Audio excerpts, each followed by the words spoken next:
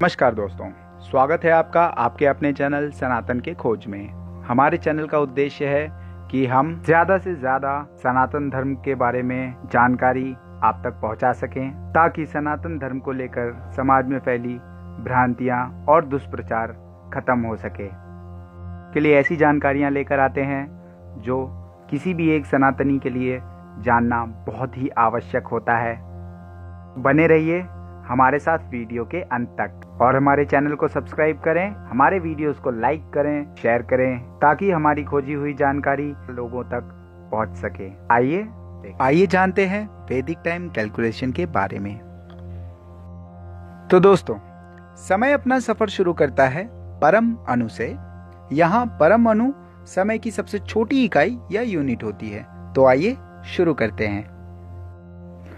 दोस्तों, एक परम अणु 1 सेकंड के 37,968वें भाग के बराबर होता है। और दोस्तों, 2 परम अणु मिलाकर बनता है एक अणु। 3 अणु से एक त्रिश्रेणु बनता है। 3 त्रिश्रेणु से बनता है एक त्रुटि। 100 त्रुटियों को मिलाकर एक वेद्य बनता है। 3 वेद्य से एक लव बनता है और 3 लव से बनता है एक निमेष।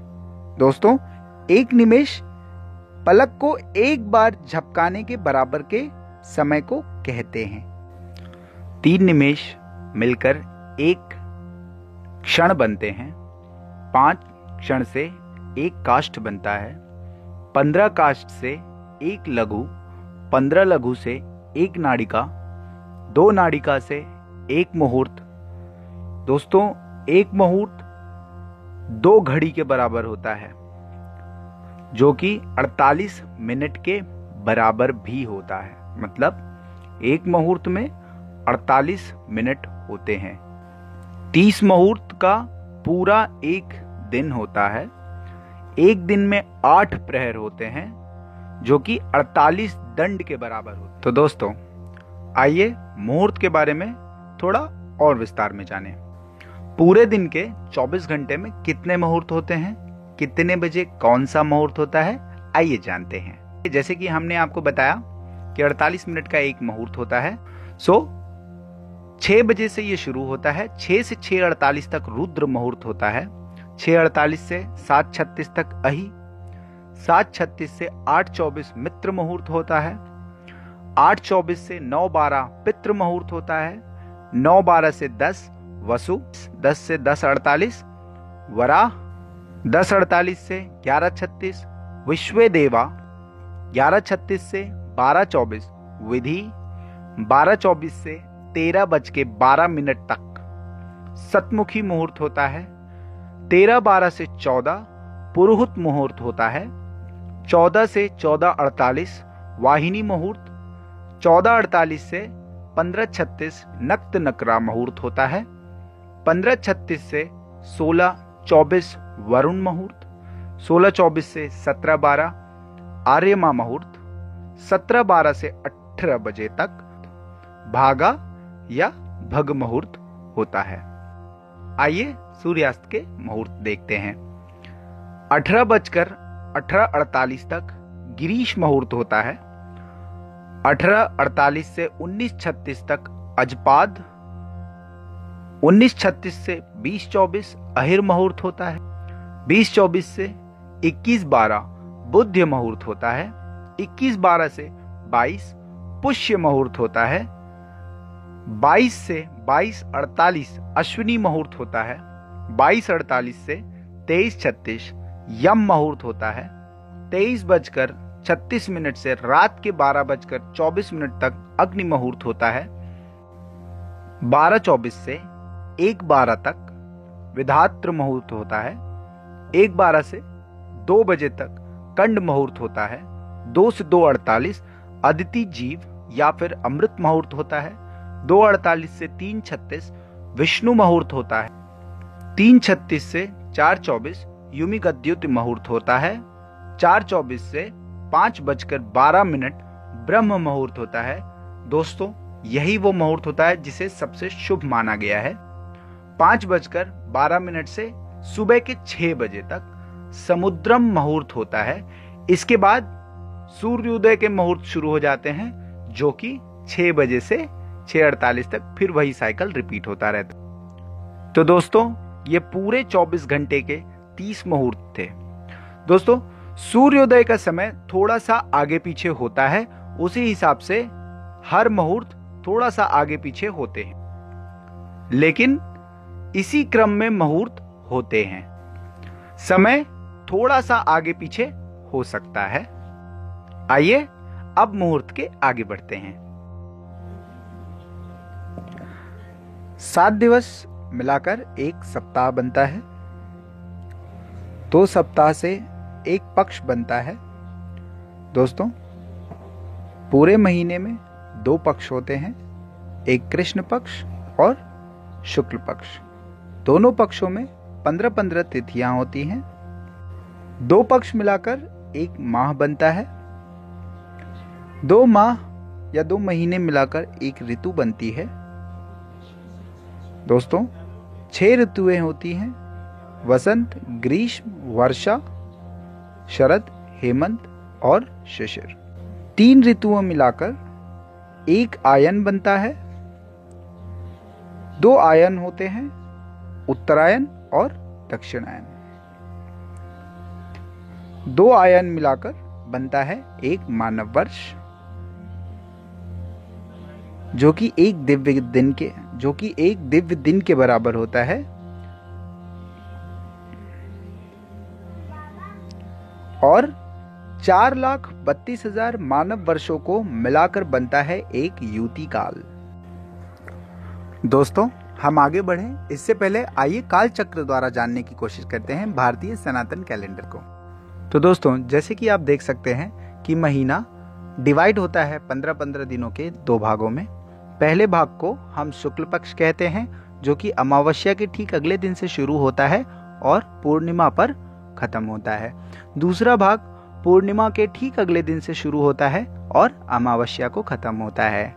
शुक्ल पक्ष या कृष्ण पक्ष के पहले दिन को हम प्रतिपदा कहते हैं, दूसरे दिन को दूज, ठीक उसी प्रकार तीसरे दिन को तीज, चौथे दिन को चौथ या चतुर्थी, 5वें दिन को पंचमी, 6वें दिन को छठ, 7वें दिन को सप्तमी, 8वें दिन को अष्टमी, 9वें दिन को नवमी, आगे 10वीं, उसके बाद 11वें दिन को एकादशी, 12वें दिन को द्वादशी, 13वें दिन को तेरस, 14वें दिन को चतुर्दशी और कृष्ण पक्ष के 15वें दिन को हम अमावस्या कहते हैं और शुक्ल पक्ष के 15वें दिन को हम पूर्णिमा कहते हैं। तो दोस्तों शुक्ल पक्ष में चांद के आकार के साथ रोज उजाला भी बढ़ता है और कृष्ण पक्ष में चांद के आकार के साथ रोज उजाला भी घटता है। इस प्रकार हमने जाना कि महीने में 30 तिथि होती है। दोस्तों सबसे ज्यादा जरूरी है जानना कि हमारे इंडियन मंथ क्या होते हैं, कब से होते हैं, उनके नाम क्या होते हैं, वो कितने दिन के होते हैं। तो सबसे पहला डिफरेंस मैं आप लोगों को बता दूं कि आपने देखा होगा कि इंग्लिश कैलेंडर में जैसे दिन जो होते हैं 31, 30, 31, 30, 31, 30 इस प्रकार से होते हैं, लेकिन इंडियन कैलेंडर में ये चैत्र से शुरू होता है, जो आप देख पा रहे होंगे 22 मार्च से 20 अप्रैल तक हमारा चैत्र होता है, जो कि 30 या 31 दिन का होता है। आमतौर पर चैत्र 30 दिन का होता है, लेकिन जिस साल में, जिस वर्ष में लीप ईयर, जो वर्ष लीप ईयर होता है, उस साल का चैत्र 31 दिन का होता है। उसके बाद वैशाख 31 दिन, ज्येष्ठ 31 दिन, आषाढ़ 31 दिन, श्रावण 31 दिन, भाद्रपद 31 दिन, आश्विन 30 दिन, कार्तिक 30 दिन, अगहन 30 दिन, पौष 30 दिन, माघ, फाल्गुन ये भी 30 दिन। तो दोस्तों मैं आपको बता दूं कि इंडियन कैलेंडर जो होता है वो जनवरी से ना चालू होके 22 मार्च से चालू होता है।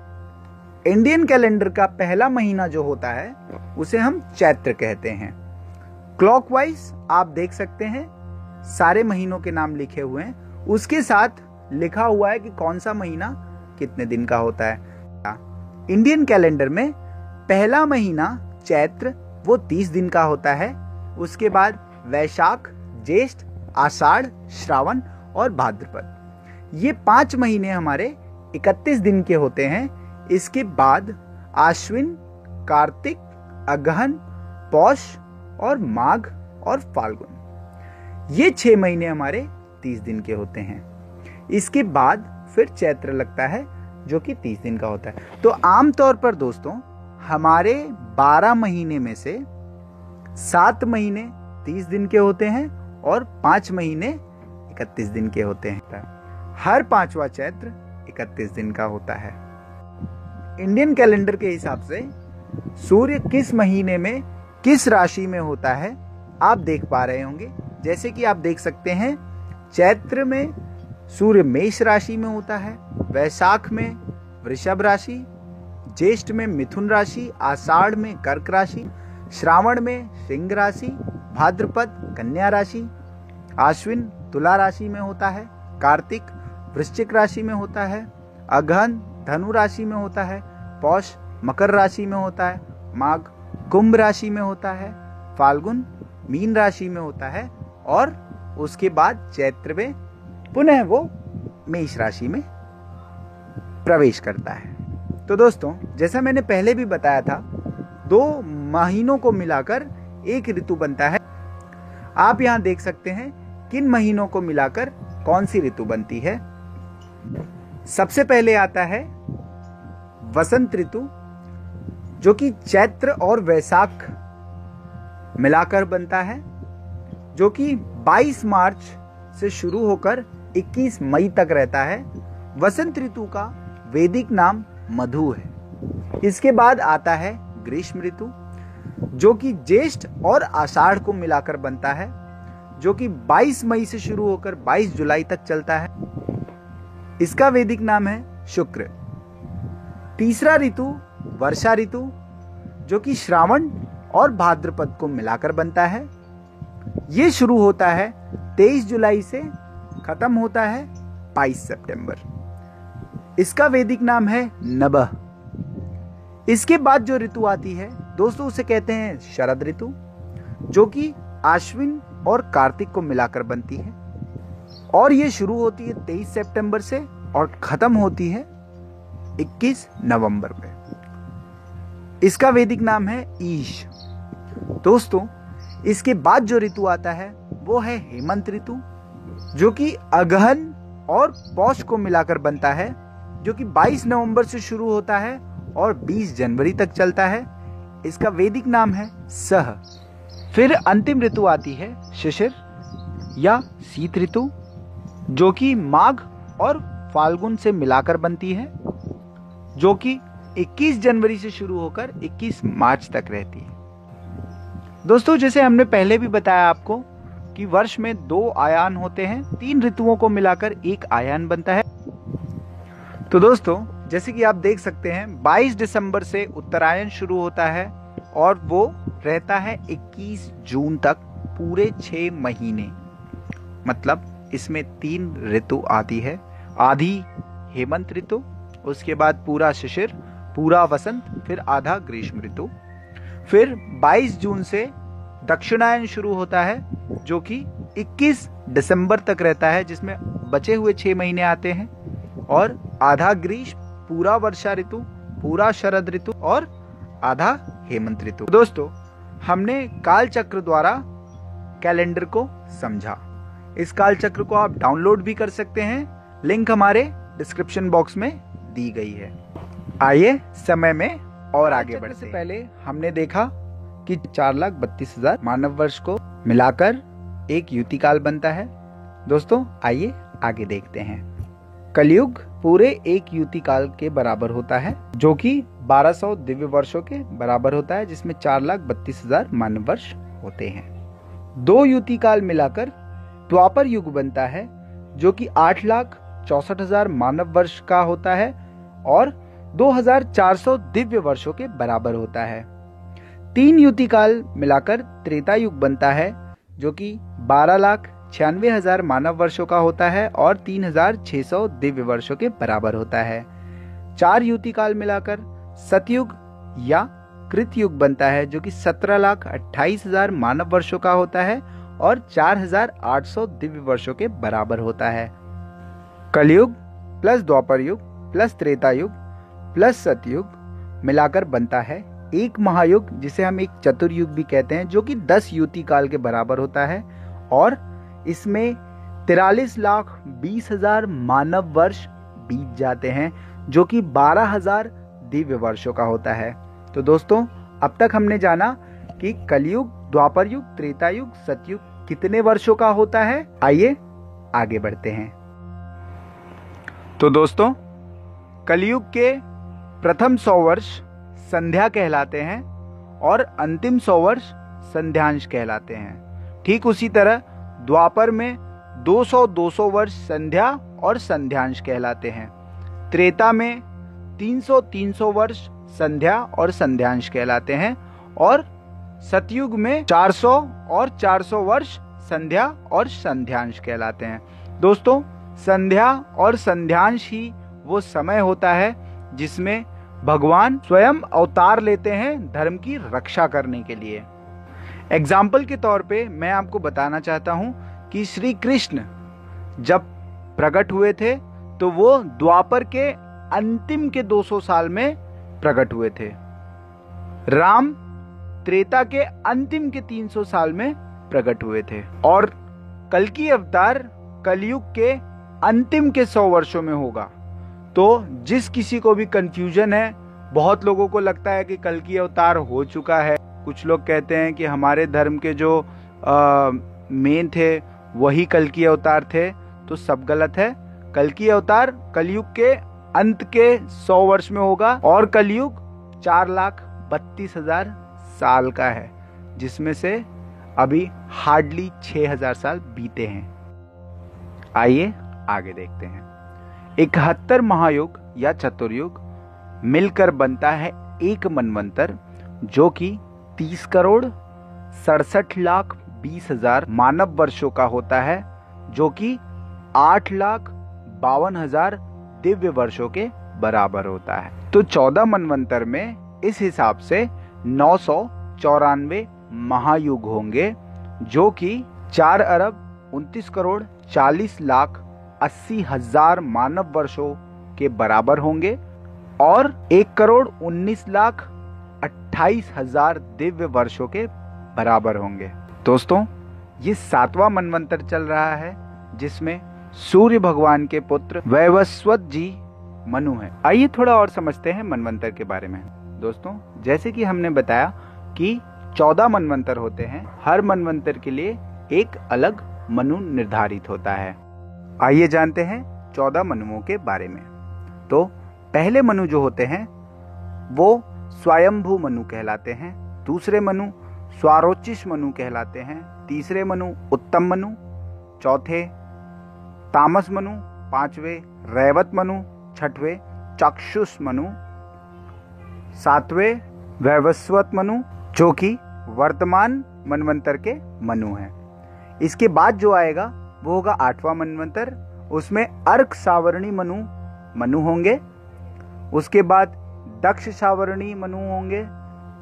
10वें मनवंतर में ब्रह्म सावरणी होंगे। 11वें मनवंतर में धर्म सावरणी मनु होंगे। 12वें में रुद्र सावरणी मनु, 13वें में रौच्य मनु और 14वें में भौत्य मनु होंगे। तो दोस्तों, ये थे पूरे 14 मनु। अब आइए देखते हैं आगे। तो दोस्तों, 14 मनवंतर मतलब 71 महायुगों का 14 साइकिल। इस हिसाब से 994 महायुग।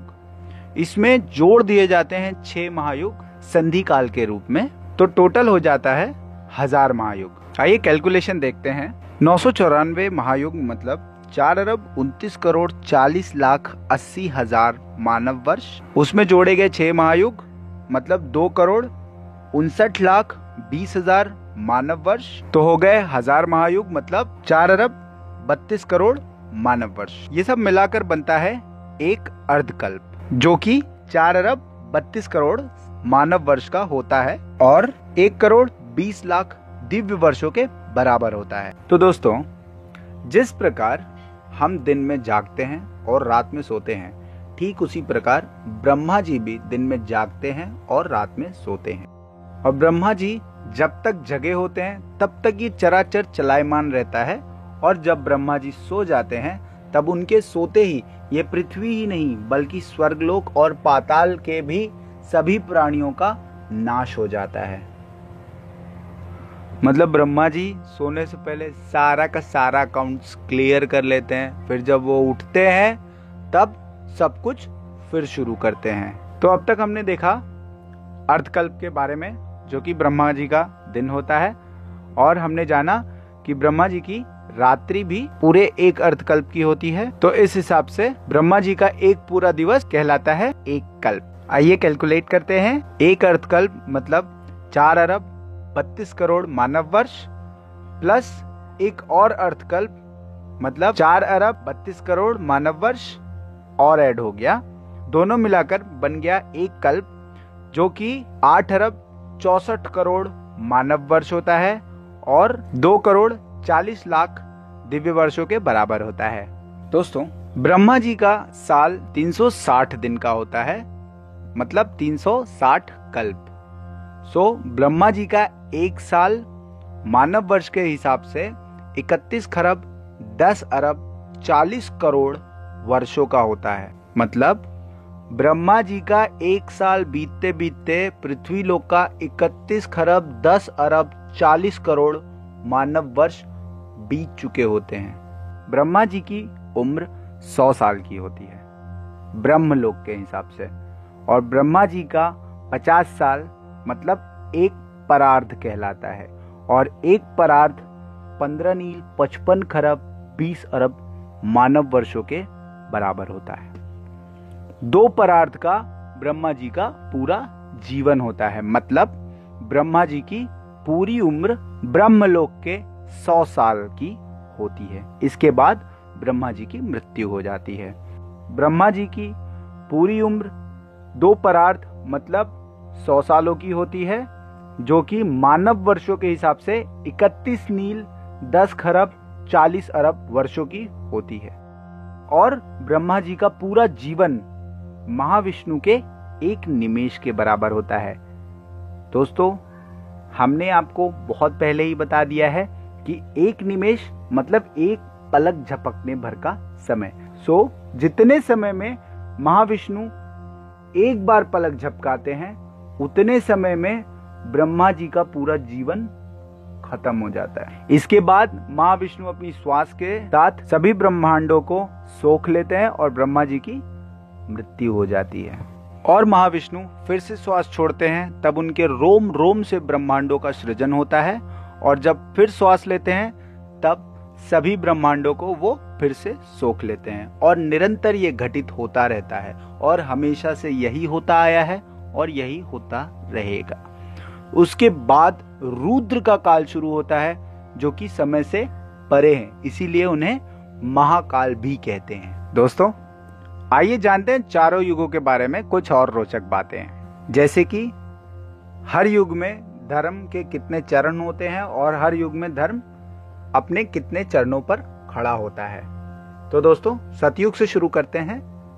सतयुग में धर्म अपने चारों चरणों पर खड़ा होता है, जो कि सत्य, तप, पवित्रता और दान होते हैं। इसलिए सतयुग में पुण्य 100% होता है, पाप ऑलमोस्ट 0।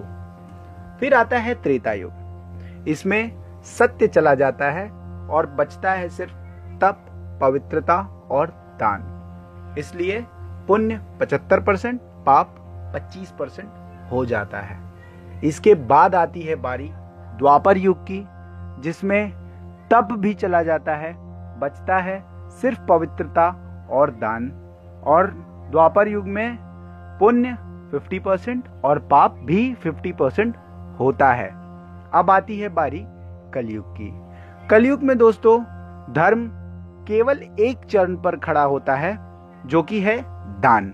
कलयुग में न सत्य बचता है, न तप बचता है, न पवित्रता बचती है, बचता है तो सिर्फ दान। इसीलिए पुण्य सिर्फ 25% रह जाता है और पाप बढ़कर 75% हो जाता है। आइए कुछ और बातें जानते हैं। दोस्तों, सतयुग में मुद्रा जो होती है वो रत्न होती है, बर्तन वहां पे स्वर्ण के होते हैं। मुख्य अवतार जो है वो मत्स्य, कश्यप, वराह, नरसिंह अवतार होते हैं। इसके बाद त्रेता युग आता है। त्रेता युग में दोस्तों मुद्रा जो होती है वो स्वर्ण की हो जाती है, बर्तन जो होते हैं वो चांदी के हो जाते हैं, और जो मुख्य अवतार हैं वो है वामन, परशुराम और श्री राम का। इसके बाद आता है द्वापर युग। दोस्तों, मुद्रा यहाँ पर चांदी की हो जाती है, बर्तन तांबे का, और यहाँ पे मुख्य अवतार हुआ है श्री कृष्ण का। इसके बाद आता है कलयुग। कलयुग में दोस्तों मुद्रा जो होती है वो लोहे की हो जाती है, बर्तन मिट्टी के हो जाते हैं, मुख्य अवतार जो होता है वो है गौतम बुद्ध का, और कलयुग के अंत में कल्कि भगवान का। आइए जानते हैं ब्रह्मांड की वर्तमान आयु के बारे में। दोस्तों, वर्तमान ब्रह्मा जी की अभी तक की उम्र 50 साल पूरी हो चुकी है, और अभी 51वें साल का पहला दिन चालू है, मतलब पहला अर्धकल्प चल रहा है।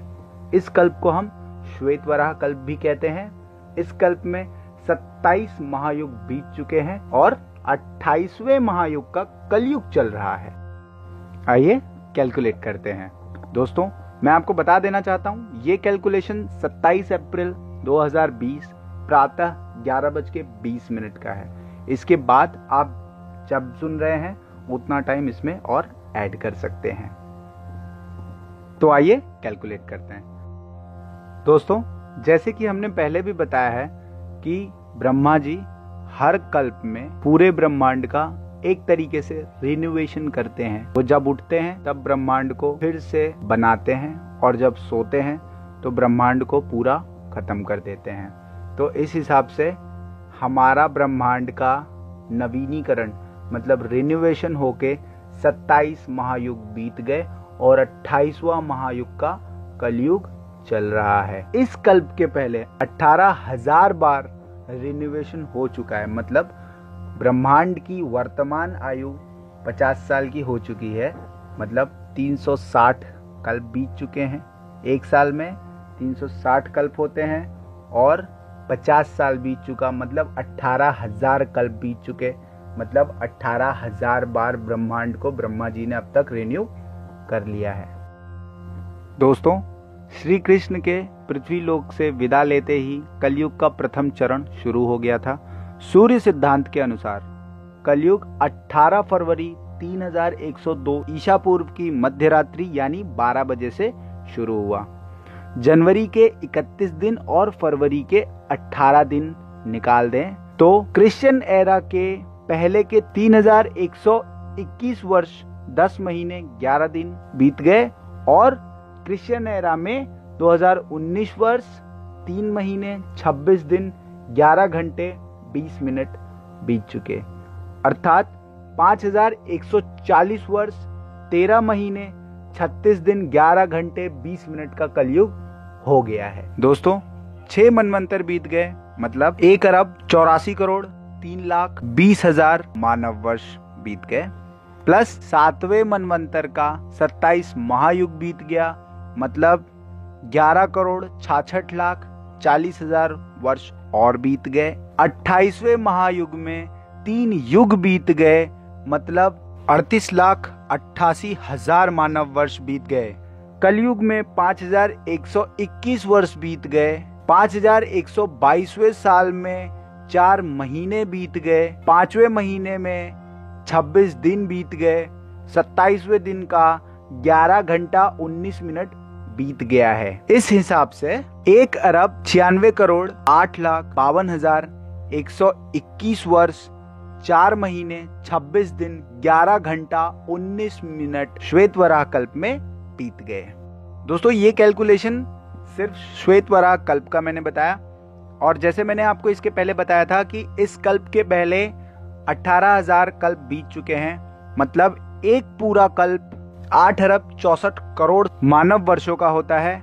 इस हिसाब से 8 अरब 64 करोड़ मानव वर्ष इंटू 18,000 इक्वल्स टू 15 नील 55 खरब 20 अरब साल प्लस 1 अरब 96 करोड़ 8,53,121 वर्ष 4 महीने 26 दिन 11 घंटा 19 मिनट इक्वल्स टू 15 नील 55 खरब 21 अरब 96 करोड़ 8,53,121 वर्ष 4 महीने 26 दिन 11 घंटे और 19 मिनट बीत गए। तो दोस्तों फाइनली ब्रह्मांड की वर्तमान आयु जो निकलती है वो है 15 नील 55 खरब 21 अरब 96 करोड़ 8,53,121 वर्ष 4 महीने 26 दिन 11 घंटे और 19 मिनट। दोस्तों ये कैलकुलेशन आपके लिए बहुत इंपॉर्टेंट है। अगर आपको कोई पूछता है ना तो आपको पता होना चाहिए। और सनातन धर्म उतना ही पुराना है जितना पुराना ये ब्रह्मांड। दोस्तों आपने बहुत बार लोगों से सुना होगा प्रलय आने वाली है, प्रलय आने वाली है, प्रलय आने वाली है। तो मैं आपको बता दूं कि पहली बात तो प्रलय के 4 प्रकार होते हैं। पहला नित्य प्रलय, दूसरा आत्यंतिक प्रलय, तीसरा नैमित्तिक प्रलय, चौथा प्राकृत प्रलय। आइए एक एक कर समझते हैं। दोस्तों नित्य प्रलय का मतलब होता है कि पृथ्वी पे हर वक्त जो लोग पैदा हो रहे हैं मर रहे हैं, इस जन्म मरण के चक्र को हम नित्य प्रलय कहते हैं। दूसरा आत्यंतिक प्रलय। आत्यंतिक प्रलय जो लोग जन्म मृत्यु के साइकिल से बाहर हो जाते हैं, वो ब्रह्म में लीन हो जाते हैं, उसको आत्यंतिक प्रलय कहते हैं। आइए जानते हैं तीसरे के बारे में। दोस्तों तीसरा है नैमित्तिक प्रलय। प्रत्येक कल्प के अंत में होने वाली तीनों लोगों का क्षय या पूर्ण विनाश हो जाना ही नैमित्तिक प्रलय कहलाता है। इस प्रलय में धरती या अन्य ग्रहों से जीवन नष्ट हो जाता है। नैमित्तिक प्रलय काल के दौरान कल्प के अंत में आकाश से सूर्य की भारी आग बरसती है। इनकी भयंकर तपन से संपूर्ण जल राशि सूख जाती है, समस्त जगत जलकर नष्ट हो जाता है। इसके बाद संवर्तक नाम का मेघ अन्य मेघों के साथ 100 वर्षों तक बरसता है। वायु अत्यंत तेज गति से 100 वर्षों तक चलते रहती है। ये डेफिनेशन है नैमित्तिक प्रलय का, जो हर कल्प के अंत में होती है। कल्प कितना बड़ा होता है, कब अंत होता है, ये मैं आपको ऑलरेडी बता चुका हूं।